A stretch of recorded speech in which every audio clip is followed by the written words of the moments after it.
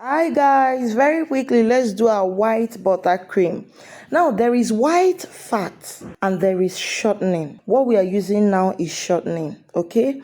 250 gram of your shortening, whatever brand you want is okay. 1 kg icing sugar and 8 tablespoons of either water or milk. 1 tablespoon of any flavor of your choice. The color of your flavor would determine the color of your buttercream. In this case, I used a yellowish flavor, so it dimmed the whiteness of the buttercream. So mix vigorously, mix the buttercream first, add your icing sugar bit by bit, followed by your water and your flavor. Again, you can also decide to do 500 gram of shortening, 1 kg icing sugar, 2 tablespoons of water or milk, and 1 tablespoon of flavor of your choice. So there are different ways to do this thing. If you look at that buttercream, it's not so soft. Most times I don't like my white butter to come out very soft, so that it's going to crust very fast,